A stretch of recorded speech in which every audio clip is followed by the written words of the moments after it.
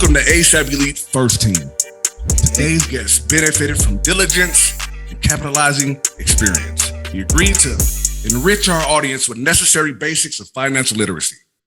Allow me to introduce one of our nation's top financial leaders, Nashville, Tennessee, Mr. Kevin McGinnis. Welcome, Thank you so much. Appreciate it. You guys, you are awesome. Love what you guys are doing. Thank you so much for having me on. Looking forward to the conversation today. Definitely such a pleasure.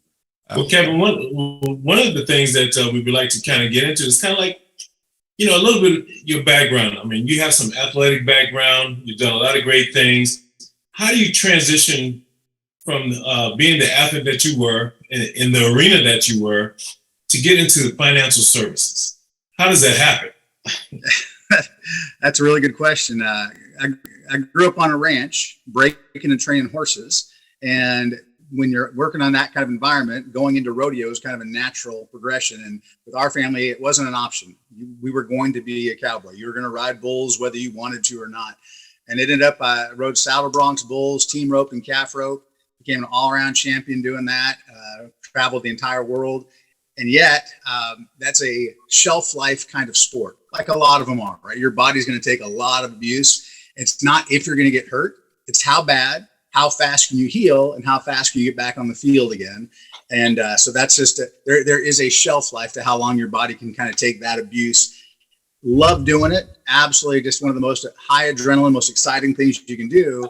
But at some point, you got to say, all right, there's something else. There's what's next. Now, why financial services? It actually turned out that growing up on a ranch, breaking and training horses and training people had a lot of similarities. Sugar cubes and cattle prods, and you can get a lot done with people. I don't know if you know that or not. So I got into the corporate training world and ended up taking 2 companies public, having 2 successful IPOs doing that.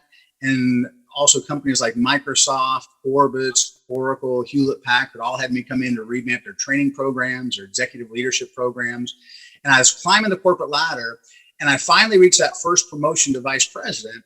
And the press release goes out, Kevin McGinnis promoted to VP. And the next day, Charles Schwab, Merrill Lynch, Shearson Lehman, hey, Kevin, we can help with your finances. And I was like, hey, where were you when I was eating top ramen? When you need the help the most, there is no help available. And so many athletes that are listening in right now, they know when they first started getting those contracts, all of a sudden everybody wanted to help them. But who was helping their aunties, their uncles, their nephews, their nieces, their community? Just not there. Right? It's only once you have a certain amount of money that people actually want to have that conversation.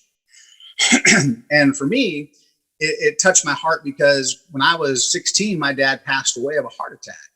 And we had nothing in place. When he went and got sick, and he had to go to the hospital, that ate up all our finances. When he finally passed away, we had nothing. So I left school in the 10th grade, started working 3 jobs trying to make ends meet. And literally we lost it all. My mom and I lived in a camper shell in the back of a truck for an extended period of time. So I don't come from money. I come from a complete lack of money. And yet to then go climb the corporate ladder and get those executive roles without the degrees you'd normally have to have, that came from work ethic. That came from the sports background of knowing what it means to grind, knowing what it means to have a goal, focus, and take drive and take action to reach that goal. And then again, that ability to coach and train kind of came naturally to me from growing up on a ranch, breaking and training livestock. So it was a transition that happened over time. But once I finally got here, it was absolutely the square peg in the square hole, right? Doing the right thing. When you finally click, when you finally found that right place, and it's just been a phenomenal run since then. Because I get to fulfill my heart of helping change people's lives, but also making sure that no one else goes through what our family had to go through growing up. The life cycle of a 12-year all-pro linebacker. Okay.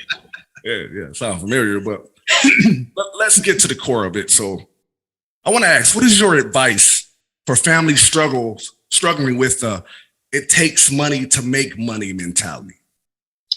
Yeah, that's a common, and it's not necessarily a misconception, but it's a limiting belief that if a person holds on to that for too long, it becomes a self-fulfilling prophecy.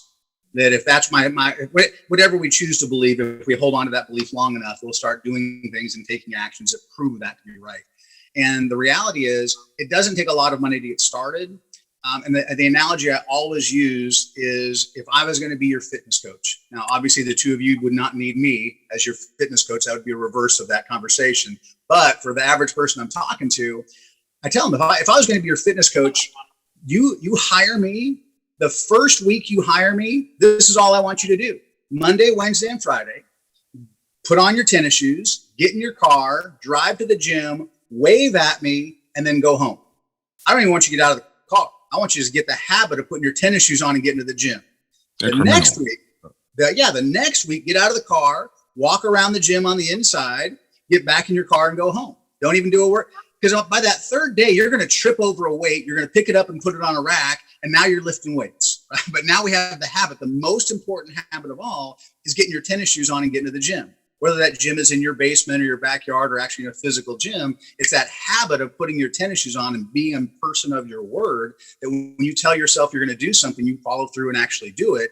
Without that fundamental habit, no other fitness habit's going to work. That's first. Same thing financially. It's not the percentage of money you save. It's that you treat yourself like a bill. You say, you know what? As I make money, I'm going to pay myself first. I don't care if it's 1%. You're going to pay yourself first and you're going to live on the rest. Once you have the habit of paying yourself first and living on what's left versus if I have any money left over, then I'll start saving. That's like saying, if I have any time left over, I'll work out. It just doesn't work that way. It's the chicken and the egg. The chicken in this case, the first thing we've got to do is get that habit of I'm going to pay myself like a bill. Now, are there a million things we could do? Yes, but that's the first thing I would say to start off with. Mr. McGinnis, so growing up, we heard that all the time, but pay yourself first. We never knew what that looked like, what that meant. Do we pay ourselves first and go buy ourselves something from our hard work what we did, or do we pay ourselves first and what do we do with that in which we pay ourselves first? Great question. So yeah, first of all, it's the habit of I'm going to set aside $1 not to go blow. I'm going to blow everything else. I'm going to buy the car on a car payment, whatever. That's not paying myself. That's spending the money. So paying ourselves is literally setting the money aside where it's in something where the money is working for us as hard as we're working for the money. We actually get that money into some sort of, whether it's a business, a vehicle, something. And I say vehicle, I don't mean a new car, because that's the first thing when people start making money, got to go get that new car. I'm talking about into a financial vehicle, a financial instrument where that money can start working for us. And that habit of paying ourselves first, of starting to set aside, it's easier to save 10 cents out of $1 than to wait till you're making $100,000 and then decide I'm going to start saving 10% of 100,000. It's too late by that point. It can be done, but it's so much easier. So with our kids, as they're starting to make $1 mowing a lawn, doing some babysitting, teaching them to take part of that. And they actually literally have piggy banks that have it set up where 10% to yourself, 10% for tithing for those that have a religious background. They want to make sure that's part of it. And then they have the other, right, 80% that's left over, and they learn to go ahead and you're saving that for the new bicycle. You're saving that for the new toys. You're saving that for whatever else you want to do. But the first two, you pay yourself before you put anything into that vehicle to go buy the new bike, go buy the new car, go buy the new house, whatever that is. So that's what I mean by paying yourself first, is literally set aside, not for the new toy. It's set aside for the future. So it's applying that same discipline that you spoke of with the analogy of going to the gym and waving, the incremental growth. I got you. Yeah. Habit. It all begins with habit. You show me someone's habits, what they do on a daily basis, I'll show where they're going to be 3 to 5 years from now. Absolutely. Discipline translates. I got you. Yeah, absolutely. I think so. Well, Kevin, with building on that, I kind of feel like the school system has destroyed our kids when it comes to financial literacy. So when you look at the thought process that you just said, as far as paying yourself first, doing these type of things, what can families or parents do? Because by the time most kids really get into the whole financial aspect of what should I do with money, they may be 18, they may be, in college at 21 or whatever the case may be.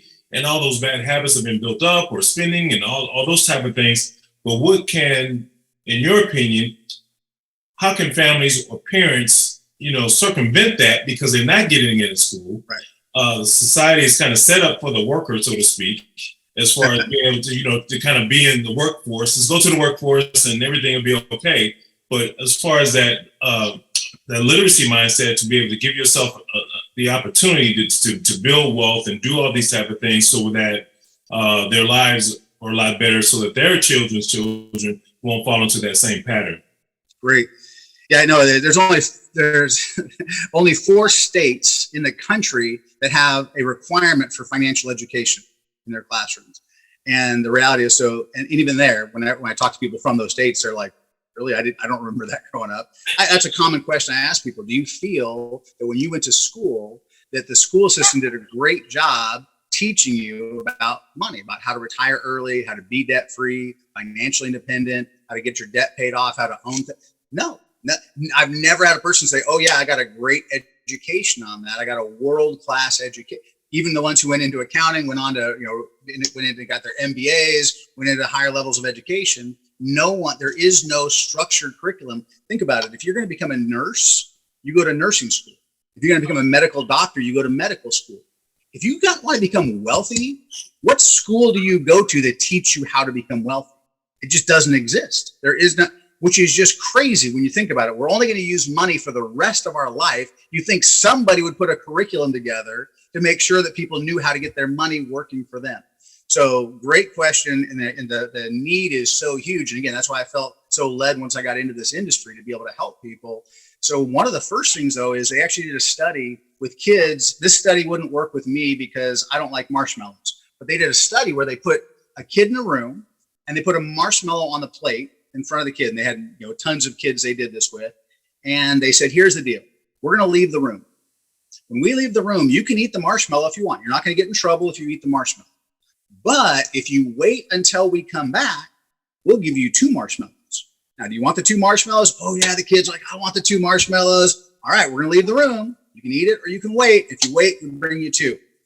They'd walk out of the room and like 90% of all the kids ate the marshmallow, ate the 1 marshmallow. They didn't wait. They didn't have the patience. They didn't have the determination. They didn't have the discipline.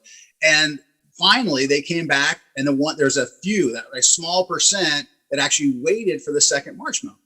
And then they reviewed the tapes to look at what habits did the kids who didn't cave and eat the first marshmallow, the ones who had delayed gratification, what did they do? They got their eye off the marshmallow. They'd like put their head on their hands. They'd get up and walk away from it. They'd go sit on the floor somewhere. They did anything but stare at the marshmallow. All the kids who stared at the marshmallow ate the first marshmallow. They weakened, they caved. So then they followed those kids through the rest of their life. And I mean, literally through high school, through getting married, through getting a job, any way you could measure a person. The kids who had delayed gratification on the marshmallow dramatically outperformed the other 90% combined. And it's not hard to figure out why. If they have delayed gratification, hey, I want to go ride my bike, but I have homework. Let me knock out my homework and then I'll ride the bike. I want to buy that house, but I've got, just for every single situation, delayed gratification is going to give them a better result than just impulse doing what feels good in the moment. We all know that working out doesn't necessarily feel good in the moment. There's times we look at our shoes and we're like, do I really want to put those shoes on this morning? And yet it's that discipline, but where do we get that discipline from? Right? So they asked the question, is delayed gratification a learnable skill? And the answer is absolutely yes. So how do you teach the delayed gratification is really the question you're asking, in my opinion. So on the delayed gratification, my daughter came to me one day and she said, they're giving away free rabbits at the pet store. Can we get a free rabbit? And she was about 9 or 10 at the time. And you and I both know there's no such thing as a free kitten, a free dog, a free rabbit. There is no such thing as a free one of those. It's going to cost some money. So I told her, I said, how much is the cost of the rabbit going to be the first year? She's like, well, what do you mean? I said, I want you to go online. I want you to look up cages, waterers, feed. What's the total cost of that rabbit going to be the first year? Come back to me with that number and then we'll talk. So she did a good job. She went and did her research. She came back and she says it's going to be $120. I said, all right, I will give you the $120, but you can't buy the rabbit and the equipment with $120. You have to take the $120 and go make $120 with it. And you can take that profit and then go get the rabbit, the cages. And then she asked the most amazing question, which is the question I wanted her to ask. Well, how do I do that?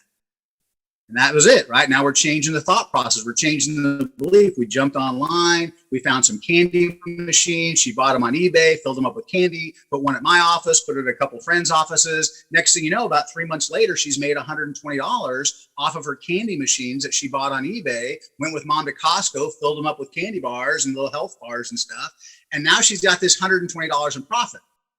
And she's also realized she doesn't really want a rabbit anymore, which was a double win for dad at that point. But it's creating those kind of things, creating those situations where they start to value the money versus, oh, I want the money. We give them the money and they never see the value of that money. The lesson of creating revenue stream. You mentioned that the lack of financial literacy curriculum. Today, doing my studies, I realized that more affluent school districts now offer the financial literacy courses beginning in the 8th grade. Yep. I did research of this and I was able to coin the term informational redlining because it's not available within the inner city. So us that grew up in those inner cities, we have to go out, we have to get it, and we have to bring it back and teach our communities. Correct. Are there any books that you would recommend to our audience and why to catch up, to close the gap and really affect the median household income disparity in our country? Yeah, several come to mind.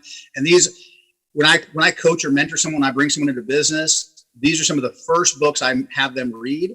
If they're not willing to go through this, I'm not willing to work with them. There's just some fundamental things and some shifts in thought process that education can bring. They say that knowledge is power. I don't agree with that thought process. And I'm going to explain why I say that. Knowledge is not power. When I'm doing communication to audiences, when I have speeches where I've got 5,000, 10,000 people in attendance, I'll ask the questions of the audiences and say, hey, how many of you know that you should be eating more leafy green vegetables than you are? All right, and all the hands go up. How many of you know you should be exercising more regularly than you are? 90% of the room, the hands go up. How many of you know you should be drinking more water on a daily basis than you are? Right, all the hands go up.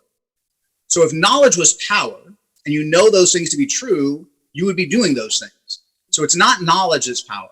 Knowledge can be powerful, but only once we apply it. When do we apply it? When we make a decision. There has to be something emotional that causes us to make a decision to apply them. Now, sometimes someone says, hey, you're going to die if you don't do this. And some people change their behaviors immediately. Other times they're told, hey, you're going to die if you don't do this. And they don't change their behavior. So it's not just that big of a thing. It's what's emotional to that person, what means something to them. So being able to identify that and being able to help that person realize they're going to make a new decision and take new actions based on that new decision. Knowledge can inform that decision, but without the decision, nothing changes. So I love what you just said about the decision of we've got to find a way to get the information, get into people's hands so that they can make better choices going forward. So on the knowledge side, though, I think you have to have the knowledge first, but then it takes somebody to help that person make the decision. Mm-hmm. We can have all the knowledge in the world, we've got to take action on it. So one of the books I absolutely recommend people read is a book called Rich Dad, Poor Dad. And it gets quoted a lot, cited a lot. I agree with about 80% of what the author says. There's no author, I believe, 100% of what they say, right? There's always gonna be something you can find to disagree with. Take the good, leave the bad, but about 80% is spot on for understanding the difference in his case between his rich dad and his poor dad and their thought processes around money, their thought processes around work, their thought processes about getting ahead financially. It's just a phenomenal book that contrasts the two of somebody who has a wealth-focused mindset, somebody who has a work-focused mindset. And I'm not saying you don't have to have a good work ethic to become wealthy. You do, but am I just going to be an employee and have a job, a just over broke, a jail operating as a business, a jump off a bridge, or am I going to start thinking differently and thinking like wealthy people think? Phenomenal book for shifting that. Second one, a book by Napoleon Hill, the most quoted book by millionaires, people making over $1 million a year, is Think and Grow Rich. And it's hard to believe, think and grow rich, that you can think and change your financial situation in life. Well, Kevin, if that was true, everyone would just wish for a pony as a kid and everybody would have a pony. And the reality is it's way deeper than that. And yes, when you consciously choose to focus on what you're thinking about in the ways they describe in the book, you literally can turn your thoughts, your desires into their monetary equivalents, because part of it is on page 36 of that book. It gives you the formula for turning your ideas, your thoughts into income. And one of the things is you have to decide what you're going to give up. You might have to give up some YouTube time. You might have to give up some binge watching of Netflix, right? There's some things we have to give up. There's some things we have to choose to do differently. And by making that sacrifice, doing the new behaviors and focusing on what we want, and then taking consistent action to make that a reality. So Think and Grow Rich, phenomenal book on that subject. There's a plethora of others. If I was going to say to start, those would be the two. If it was kids, Whatever Happened to Penny Candy? Whatever Happened to Penny Candy is a great book that actually teaches economics in a little thin book that's super easy to read, lots of good analogies and stories in it. But for adults who never got that education in school, they should be reading it to their kids, and they're going to learn a lot while they go through it as well. But those would be my first three to start off with. Well, Kev, with that being said, I mean, this is all like great nuggets. Obviously, I told Rob how we work together on things like that, helping people, doing a lot of great things in the community and all those type of things. And all these books are great. Another one I like to add is the Rockefeller. You didn't mention Rockefeller. Well, What Would the Rockefellers Do is another really good book. That's a great book as well. But at the same time, what does building, in your opinion, what does building a legacy mean to you? I mean, you hear that word, you hear legacy, you hear people talk about it a lot of times, but what is that actually saying? Because that's a life-changing term, and how does that? How do you see it, and how do you see people implementing that? Great question. So leaving a legacy, there's a couple different facets of that. One is just what's your moral beliefs? What's your moral compass? That's one of the most important legacies we can leave behind is what are we focusing on? What injustices are we trying to correct? And that ability or willingness to stand up to those injustices, but don't just get mad about it. Let's do something about it, right? Let's take some actions. Our kids need to see that and help build that muscle of ways that they can actually apply themselves. So there's the moral compass. We want to make sure that they have a true north on that moral compass. When it comes to a financial legacy, though, I can go get a PhD. My PhD doesn't pass on to my kids.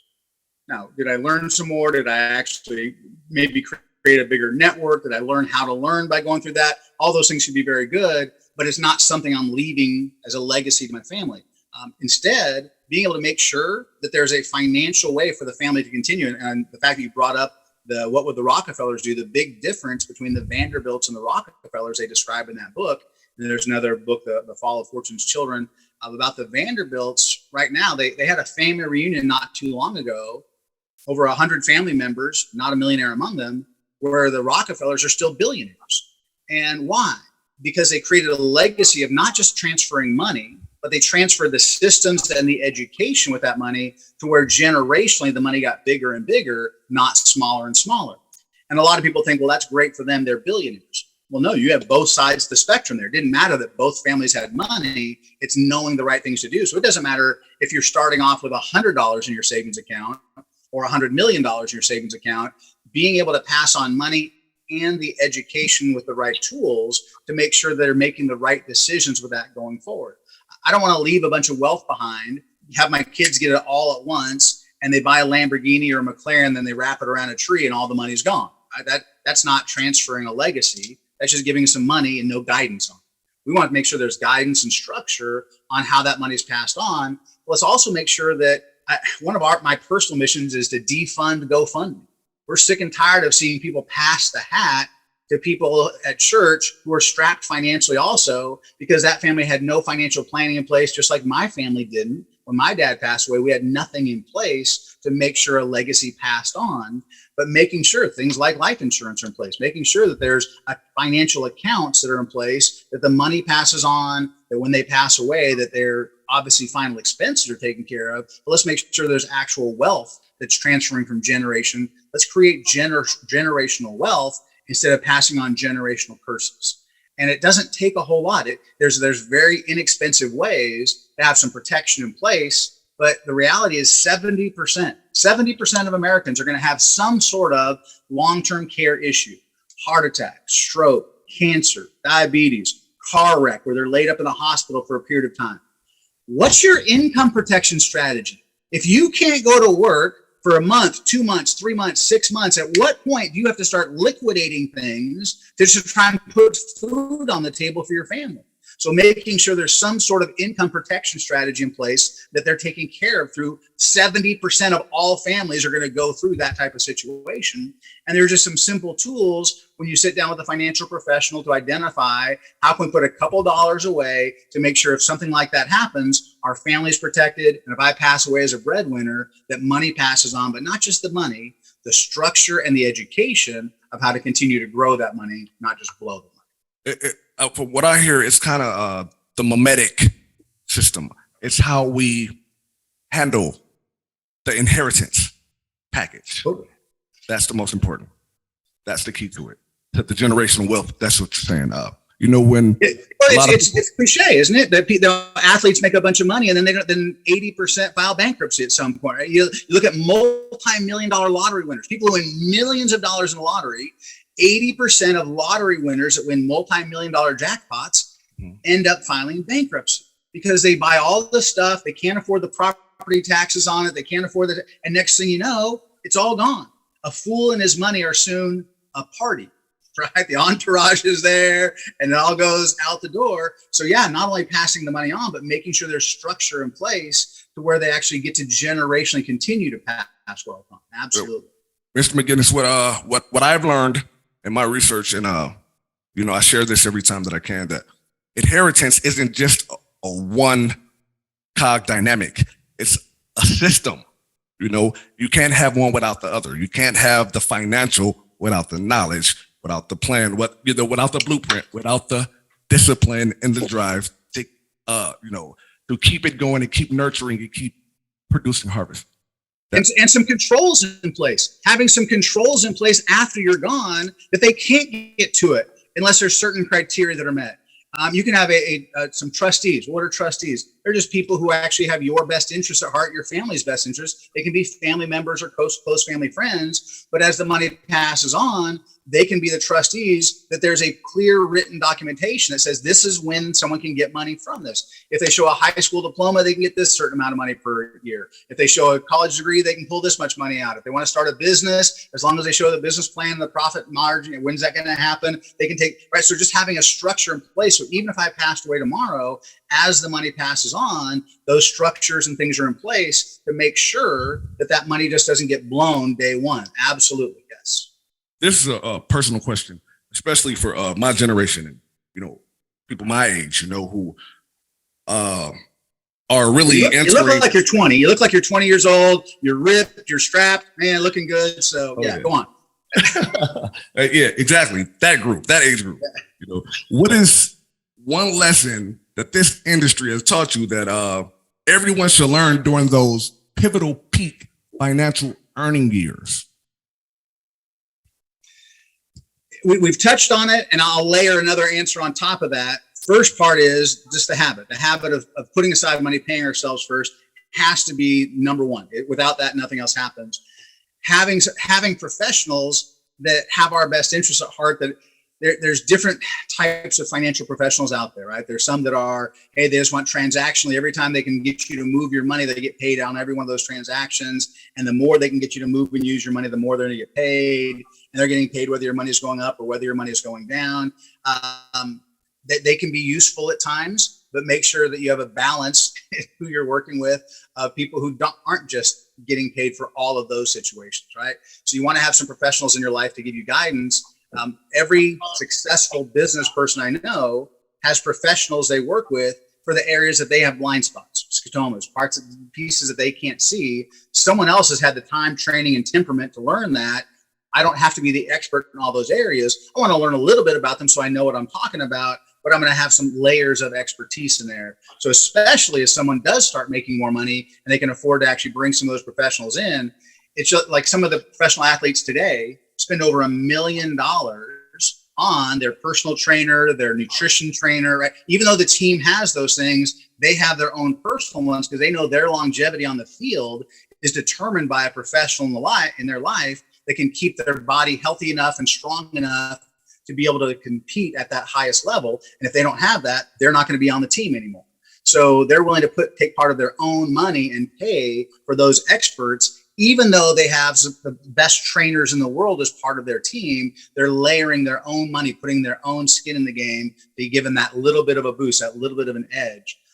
Tim Grover, Michael Jordan, for the longest time, Grover wrote the book Relentless, phenomenal book, just from a mindset and a drive and get things done. But Michael Jordan was once asked why he spent so much money on Grover. He told me, he said, I don't pay you a lot of money to keep me at the top of my game.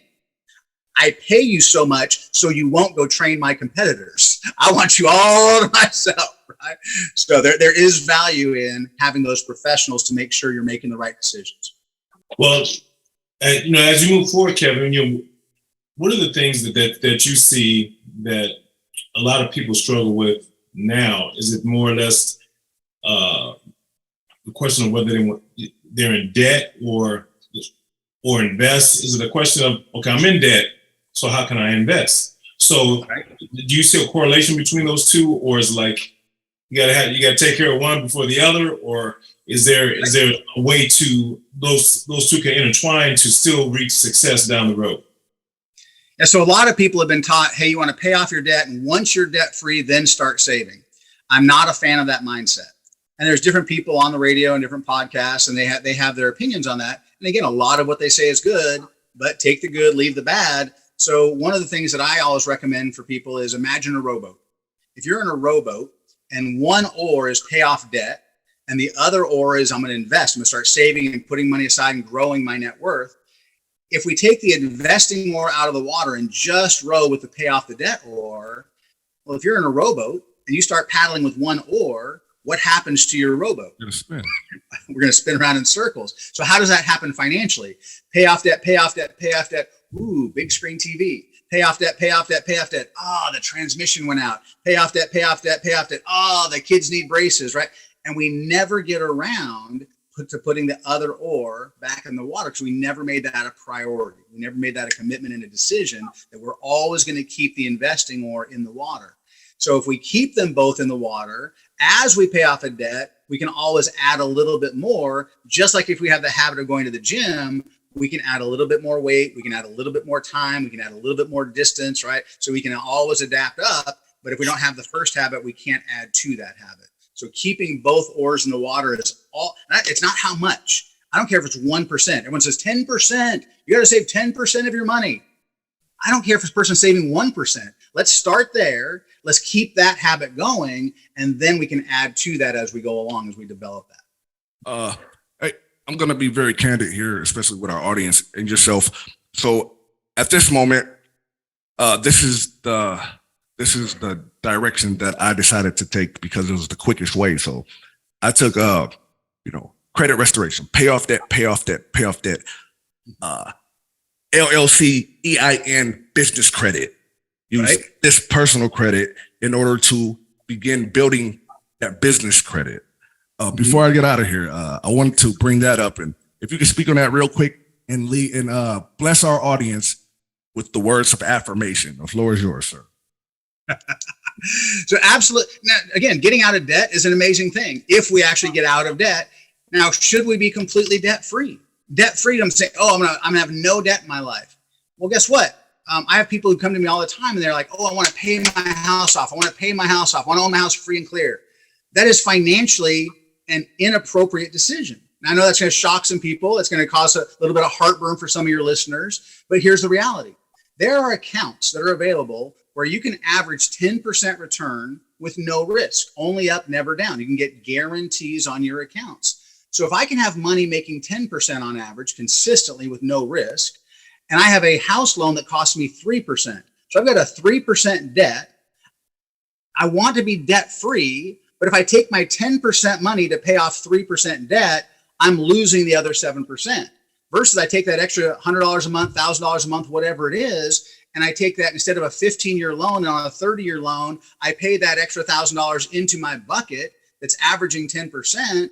Well, eventually I'm going to have my $500,000 or whatever it is to pay the house off faster because money plus interest has to get me to the value of the house faster than just paying off the house. When I pay money to the mortgage company, it's just the dollar. There's no extra interest applied. Yes, it's paying off a debt, but it's just the dollar. When I put that dollar into a bucket, it's dollar plus interest. So dollar plus interest has to get me to 500,000 fast, or whatever the house price is, has to get me to 500,000 faster than money plus no interest. So instead of 15 years, you call me up and it's only been 12 years, 11 years, 10 years. You're like, Kevin, this is great. I've got this money in my bucket. Let's pay the house off. And I say, no. And you're like, what do you mean no? You have $500,000 sitting in a bucket averaging 10%. Why in the world would I give the $500,000 to the mortgage company to pay off a 3% debt, lose all my tax write-offs, versus keep the $500,000 in the bucket? It's making 10%. I let 3% of that make the house payment, and you pocket the other 7%, and you still have all the tax write-offs. Eventually the house will be paid off, but you'll go over $1 million difference by putting the money in the bucket over those 30 years versus paying the money into the house, and then once the house is paid off, starting saving then. I mean, it is night and day difference, and yet the rest of the world tells you, pay the house off early. Why in the world, if financially, if numerically, if you can run the hard numbers on it, why in the world do people keep saying that? Well, two reasons. Number one, where are they getting their money? Who are their sponsors? Who's paying them for those leads when someone says, hey, I want to refinance my house because of what I just heard? But the other thing is, when grandma, because grandma has no vested interest in this, but grandma tells you, pay your house off. Why? Because grandma had a 14% loan on her house. Yes, taking 10% money to pay off 14% debt is smart. Taking 10% money to pay off 3% debt is not financially prudent. That's not a good decision. And yet we continue to do things because grandma says that's the way to do it, because the people who have our best interests in mind, they're recommending it. Run the numbers, see the numbers for yourself. Absolutely. You could not get me to pay an additional dollar into my house to pay it off early. Couldn't get me to do it. It's not a good financial decision. Can it be the right emotional decision for someone? Absolutely. If someone is stressed about it, paying the house off makes them feel like they own it free and clear. I get it. There's an emotional reason. There is not a mathematical reason, though. I don't know if that helped answer the question. I got off on a tangent there. I'm sorry.